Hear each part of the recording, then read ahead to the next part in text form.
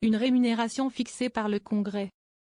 Le salaire du président des États-Unis fait l'objet d'une disposition dans la Constitution américaine. L'article 2 prévoit que le président recevra une compensation qui ne sera ni augmentée, ni diminuée pendant la période pour laquelle il aura été élu.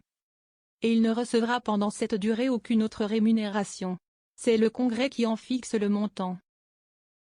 Il ne peut donc pas le réviser durant son mandat, afin de préserver l'indépendance du pouvoir exécutif vis-à-vis du Congrès.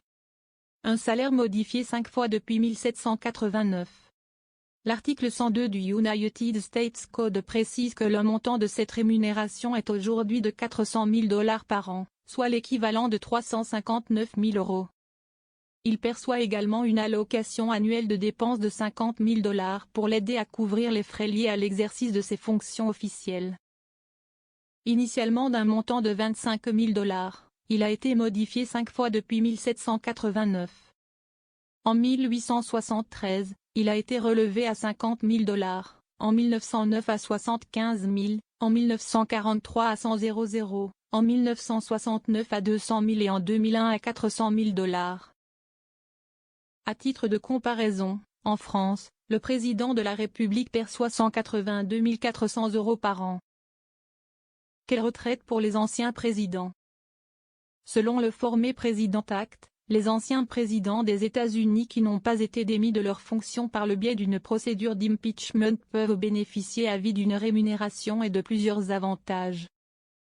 Adopté en 1958, le texte prévoit une rémunération avoisinant les 220 000 $ par an.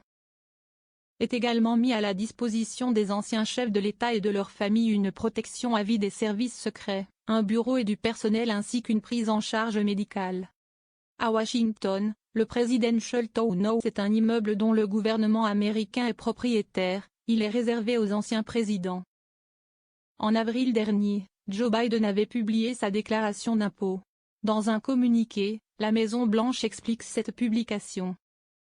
Le président Biden estime que tous les locataires du bureau ovale doivent être ouverts et honnêtes envers le peuple américain.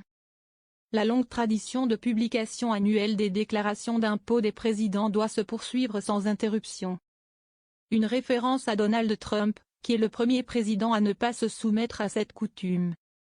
En 2022, ces déclarations d'impôts ont finalement été divulguées par une commission parlementaire.